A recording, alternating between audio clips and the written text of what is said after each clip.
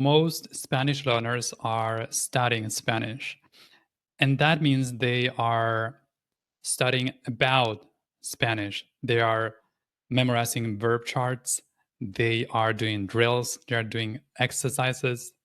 That's all great and is very different than learning and acquiring the language. Fluent speakers really spend time in Spanish. They spend time with the language, reading the language, they listen to the language, they watch things they enjoy. Today, I show you how to switch from studying to learning. My name is Walter Freiberg, and you may know me also as Paco Ardit. I'm the author of the Spanish Novels, a series of created readers for Spanish learners with more than 150,000 copies sold on Amazon. I also speak 5 languages, and I learn them mostly by using the languages, not by studying them. See, learning about Spanish is meta learning. It's great to explain how the language works, and it's wonderful to know the ins and outs. That's what a linguistic might do. And that's what we did at school. For many of us, studying a language and learning about the language, like having the technical information, knowing how it works, how it's constructed, is what we learn in school, is one of the approaches we're familiar with. And that doesn't mean that's the only approach available or that's what's most effective for us. And on the other hand, learning is closer to skill building. Learning in Spanish, it's more a practical process. It's something more hands-on where we are exposed to the language in different forms, to real, authentic language. It doesn't always have to be authentic content. It can be simplified content. And it's some form of content that is not related to the technical construction of the language. It's about growing our comprehension, the way we sound, the way we understand text, audio, video. And we know how to do this already because that's how we learn our first language. We all acquire our first language mostly through input, and that's still available to us as adult learners. We feel like, or we think that that's something that only kids can do, that's only available for children, or that there's a specific window, and when that's gone, we cannot go back and try to learn that way. And if you think about that, children are acquiring the language way before they have a technical knowledge about the language when they are schooled. So why are we still going through that route even if it's not working? I know many people who complain that that's how I learned in school. It didn't work so well, and I'm still going for that again. It's funny because that's life, and that's what we typically do. We repeat what's familiar, regardless of the usefulness. Let's see what are some of the problems or the potential issues with this approach of learning about the language instead of learning in the language. So one of the first ones is that it tends to be focused mostly on tenses, conjugations, exercises.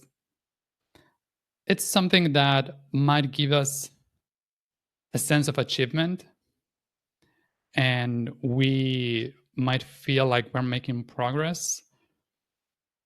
And sometimes that's not so easily translated in real world usefulness in terms of what we can do with the language in real life situations.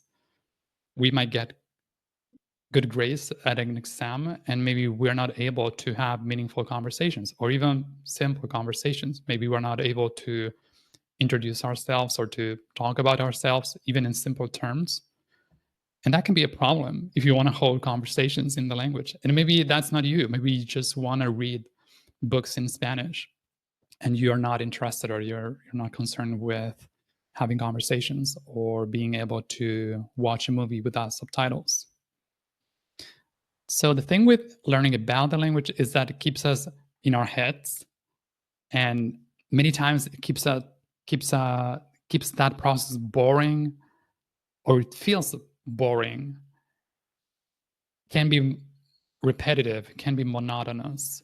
Like we are doing the same things over and over, and we're not getting a lot of fun.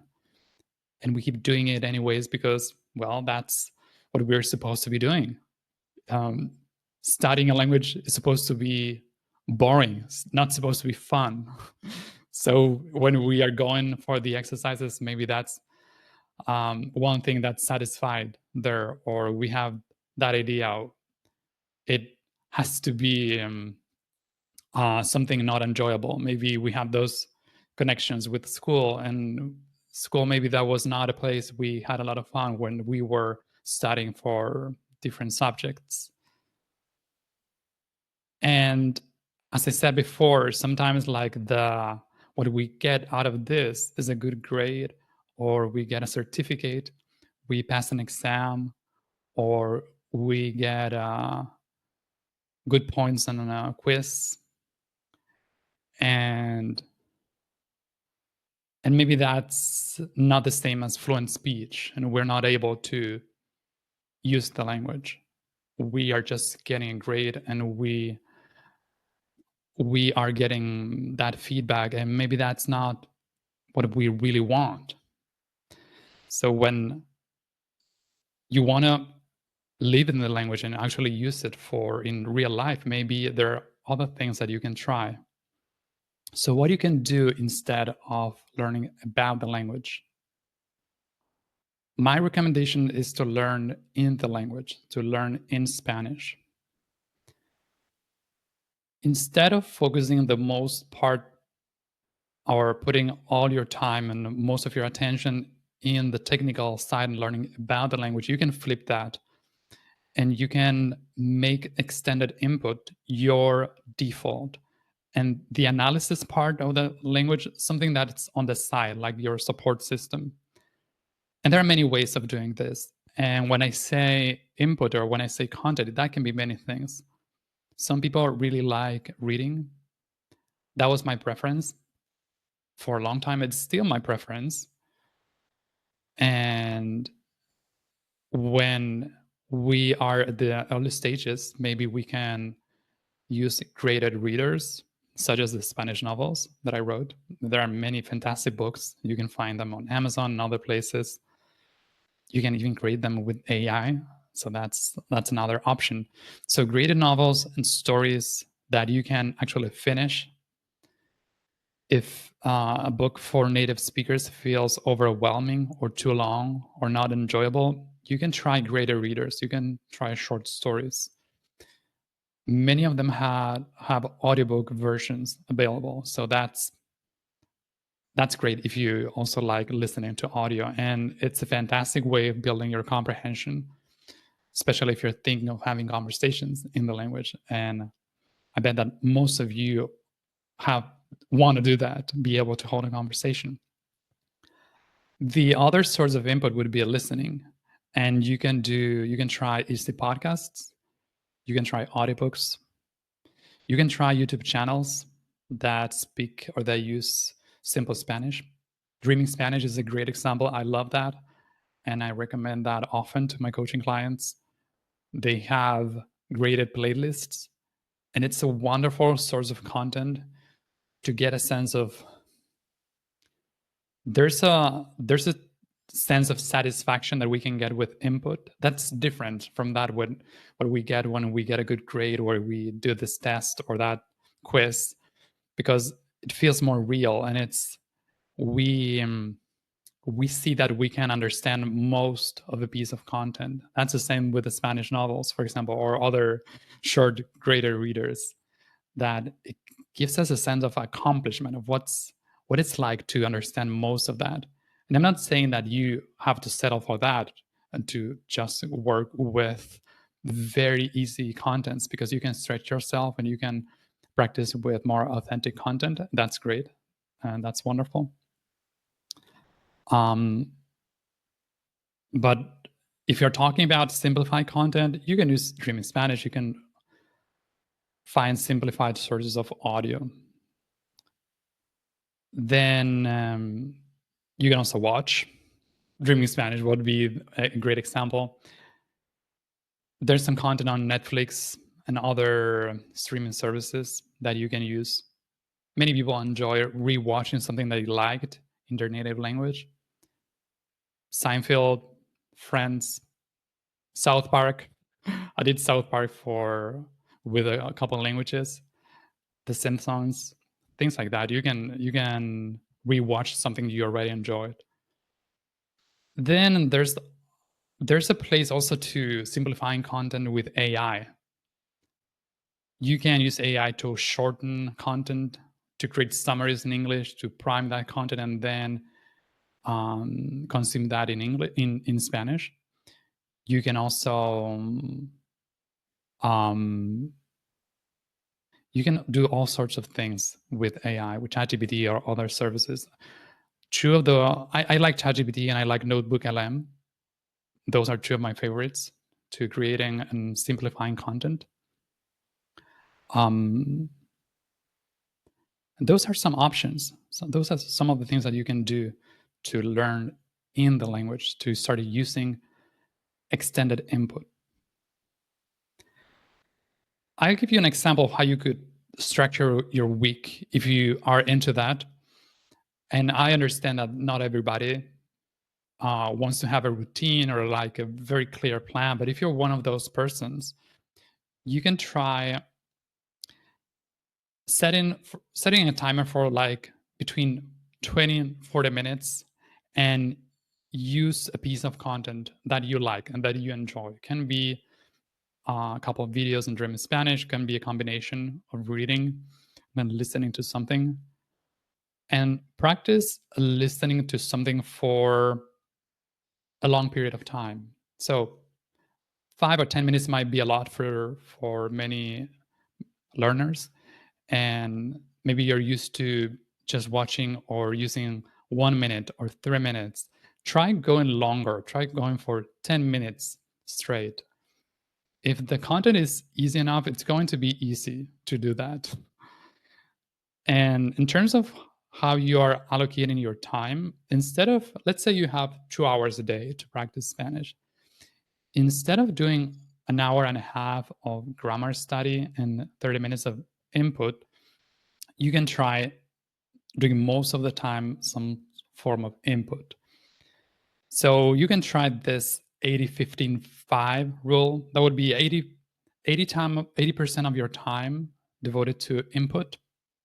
And you could do some reading, video, some audio.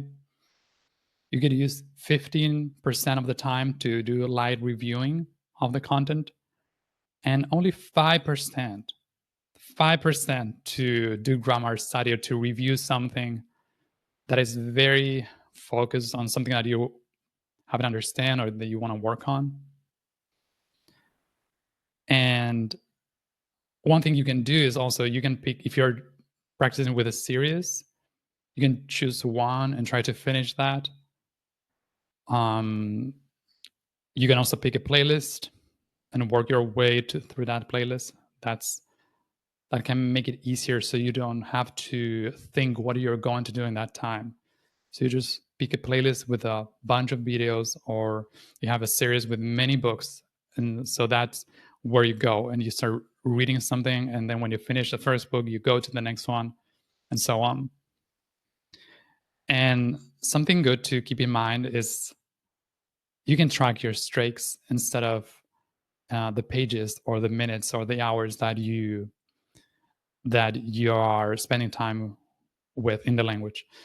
Think of it like Duolingo. And I know that is controversial, and for many learners, there's some who like that and some who don't like it. I think one of the good things about Duolingo is that the strokes that they have. So you can use Duolingo strokes or you don't have to do it in Duolingo, but you can do it in other form on paper or Google Sheets or I don't know, some app that you like to focus on spending time with Spanish daily. And so that's one of the ways that you can stay consistent.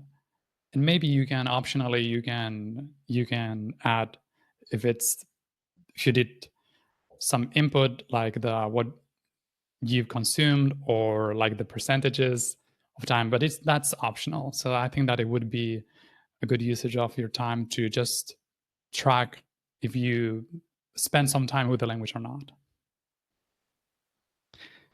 So, and going back to the thing of grammar and its place in the language learning process, I think there's a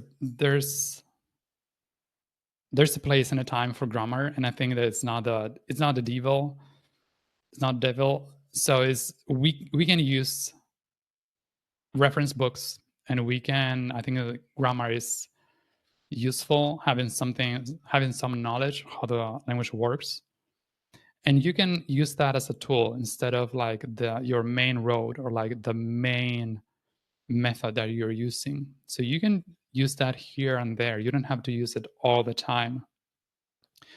If you are reading something or if you're watching something, you can do short lookups and you can be more intentional about grammar. Like what are the questions that are asking yourself? You don't have to look up every single thing that you don't understand. Maybe there's a pattern that you're recognizing, and after a couple of times, only then you will check that up and you will see what does this mean. It's like if you're practicing math, you don't want to go for the answer right away. You are trying to solve the problems yourself first. And what I see many language learners doing is sometimes they get impatient, and the first time they don't understand a word, they go and look it up in the dictionary. Maybe they can wait a little bit more. Maybe they can wait. What if, especially if it's a frequent word, they can practice a little bit more patience and see what happens if I see this word in a different context 2, 3, 5 times. Maybe I will get it. And I'm training also this ability of learning how to guess meanings and how to make sense of words, even when I don't understand them 100%. And that can be a very valuable skill to have when you're in a conversation and you don't have a dictionary handy to look up words that the other person is saying. So if you are into grammar and you really like that, you can use those books, or you can ask ChatGPT or AI to explain you something. And that tends to work even better when you already understand something. If you don't understand how a sentence is constructed and you want to maybe make sense of many elements in a sentence, that doesn't work so well as if there's just a tiny piece that you are not getting, or you understand most of it, but there's something off, a little bit off, and you want to make sense of that. That tends to be better when you're using those explanations to understand even better something that you grasp.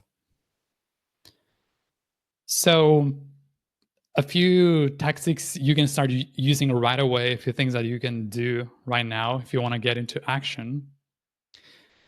My invitation is to pick one series of books. Can be graded readers, can be a book of stories, short stories, or can be a playlist, Dreaming Spanish, or one of those YouTube channels.